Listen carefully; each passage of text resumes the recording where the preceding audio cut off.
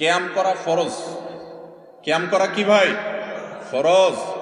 কিয়াম না করলে ফরজ তরক হয়ে যাবে। কোরআন হাদিসের আলোকে কিয়ামের বিধান কি? কিয়ামের বিধান কি? কিয়াম মানে দাঁড়ানো। কিয়াম করা ফরজ। কিয়াম করা কি ভাই? ফরজ। কিয়াম না করলে ফরজ তরক হয়ে যাবে। আল্লাহ তাআলা বলেছেন ওয়াকুমু লিল্লাহি কানিতিন, তোমরা আল্লাহর আনুগত্য করতে গিয়ে, আল্লাহর হুকুম মানতে গিয়ে দাঁড়িয়ে যাও, কিয়াম করো। কে নির্দেশ করেছে? আল্লাহ। তাহলে কিয়াম করা কি? ফরজ। তো বসে আছেন কেন? কিয়াম করা ফরজ হলে আমরা সব বসে আছি কেন? ও নামাজের সময়, মাশাআল্লাহ, এই তো আপনারা ধরে ফেলছেন। নামাজের সময় কিয়াম করা কি রে ভাই? ফরজ। কেউ যদি শক্তি সামর্থ্য থাকা সত্ত্বেও তাগড়া মানুষটা বসে বসে আরাম করতে করতে নামাজ পড়ে, তার নামাজ হবে?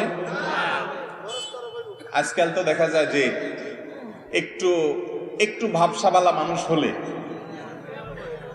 একটু আল্লাহ তাআলা তাকে হয়তো কোনো দিক থেকে একটু বড় করেছেন, সবাই না, আবার অনেক লোক আছেন অসুস্থ হয়ে চেয়ারে বসে। কিছু কিছু লোকের কথা বলতেছে যে সব কাজ করে, লাফালাফি কুদাকুদি নাচানাচি সবই পারে মাশাআল্লাহ, কিন্তু ভদ্রলোক মসজিদে আসলে চেয়ার টেনে বসে। চেয়ারে কিন্তু বসে নামাজ পড়া জায়েজ আছে যে ব্যক্তির জন্য এছাড়া বিকল্প নাই, সে বাধ্য, মাজার রোগ, কোমরের রোগ, অসুখ বিসুখ হয়েছে, ঠিক আছে। কিন্তু অনেকে আছে যে অহেতুক একটু সামান্য শরীরটা মেজমেজ করতেছে, আজকে শরীরটা ভালো লাগতেছে না, বৈশাখ নামাজ শুরু করছে। তো এই কিয়াম না করলে নামাজ হবে? কিয়াম করা মানে দাঁড়ানো। আপনি জিজ্ঞেস করছেন কোরআন হাদিসের আলোকে কিয়ামের বিধান কি? আমি সরল উত্তর দিলাম, নামাজের মধ্যে যে দাঁড়ানো কিয়াম, সেটাও দাঁড়ানো। কিয়াম মানে কি করা? দাঁড়ানো। ওই দাঁড়ানোটা ফরজ। আর বাকি এমনি সময়ে আপনি কি ওয়াজ বসে শুনবেন না দাঁড়ায় শুনবেন, এটা আপনার ব্যাপার। শরীয়ত এখানে কোনো বাধ্যবাধকতা করেনি। আমি ওয়াজ বসে করতে পারি, আমার মনে চাইলে আমি দাঁড়ায় ডায়াসেও বলতে পারি। এক্ষেত্রে শরীয়ত কোনো নির্দেশ নিষেধ করে নাই। তাহলে কিয়াম কখনো করা ফরজ, আবার কখনো করা মুবাহ মানে জায়েজ। চাইলে আমি দাঁড়াইতে পারি, চাইলে বসতেও পারি। বুঝতে পারছেন? আল্লাহর নবীর নামে দুরূদ প্রেরণ করা, সাল্লাল্লাহু আলাইহি ওয়াসাল্লাম, তার প্রতি দুরূদ প্রেরণ করা, এটা অনেক বড় ইবাদত ভাই, অনেক বড় সওয়াবের কাজ। আপনি যদি চান আল্লাহ আপনার সব দোয়া কবুল করুক, আপনি দুরূদ শরীফ পড়বেন। আপনি যদি বিপদে পড়ে যান, সবচেয়ে বেশি দুরূদ শরীফ পড়বেন, দেখবেন সাথে সাথে আল্লাহ তাআলা বিপদ দূর করেছেন। দুটি আমল, দুরূদ আর ইস্তিগফার, আমার জীবনে অনেকবার দেখেছি আমি চরম বিপদের মুখোমুখি। এই দুটা আমল প্রতি মুহূর্তে করতে থেকেছি, আল্লাহ তাআলা অলৌকিকভাবে, অবিশ্বাস্যভাবে সাহায্য করেছেন। নবী করিম সাল্লাল্লাহু আলাইহি ওয়াসাল্লাম ইবনে হাদিস থেকে স্পষ্ট বোঝা যায়, দুরূদ এবং ইস্তিগফার এই দুইটা আমল কোনো বিপদগ্রস্ত মানুষ যদি করতে থাকে, আল্লাহ রাব্বুল আলামিন তার জন্য এমন পথ বের করে দেন সে কল্পনা করতে পারে না বিপদ দূর করার। তো এই যে দুরূদ, এত ফজিলতপূর্ণ আমল, এই দুরূদটা বসে পড়বে না দাঁড়ায় পড়বে? কথা বলেন। দুরূদ বসে পড়তে হবে না দাঁড়ায় পড়তে হবে? কোথায় আছে দুরূদ বসে পড়তে হবে? এই যে আন্দাজে ফতোয়া দিলে তো হবে না ভাই। কোরআন হাদিসে কোথাও বলা হয় না যে তোমরা দুরূদ পড়ার সময় অবশ্যই বসিয়া বসিয়া পড়িবে, দাঁড়িয়ে পড়িতে পারিবে না, কোথাও নাই। আপনি অযথা কথা কেন বলতেছেন? দুরূদ বসে পড়বে না দাঁড়ায় পড়বে, কোরআন হাদিসে এবারে কিচ্ছু বলা হয় না। অতএব এই বসা লোকেরাও দুরূদ পড়তে পারবে, দাঁড়ানো লোকেরাও দুরূদ। কথা কি বুঝতে পারছেন? দুরূদ বসেও পড়ানো যায়, দাঁড়ায়ও পড়া যায়, শুয়েও পড়তে পারে কেউ, কোনো অসুবিধা। কিন্তু কেউ যদি মনে করে দুরূদ পড়তে পড়তে পড়তে পড়তে পড়তে পড়তে একটা পর্যায়ে সবাই দাঁড়ায় যাইতে হবে, তাহলে সমস্যা আছে।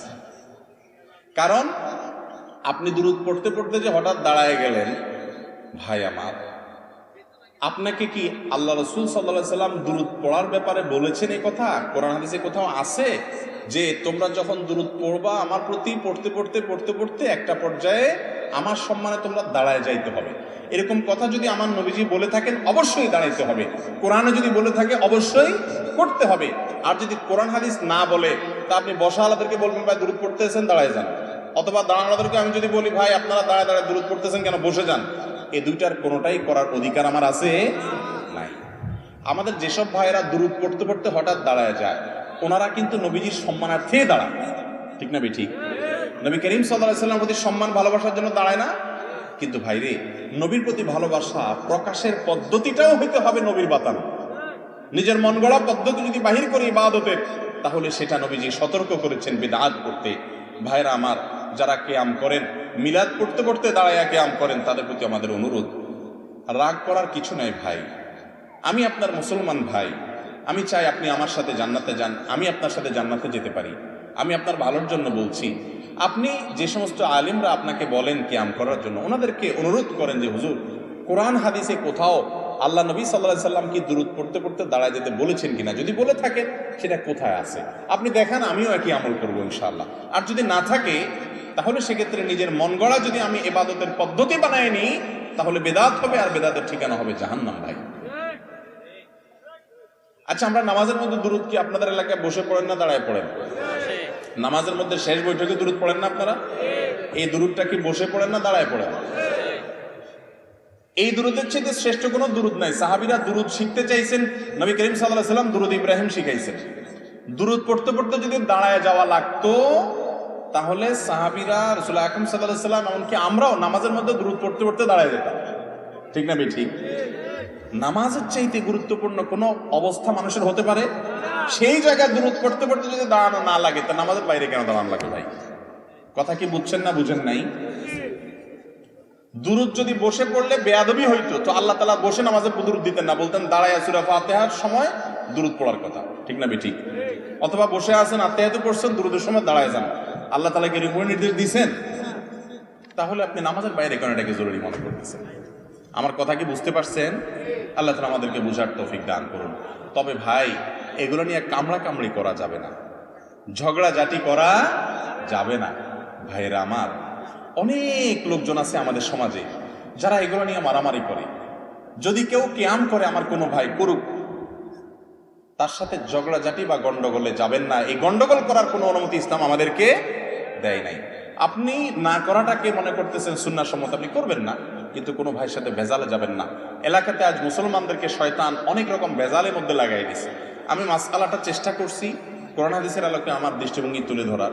যদি আমারটা ভুল হয়, তাহলে আরেকজন তারটা তুলে ধরবেন, মানুষ সঠিকটা গ্রহণ করবে।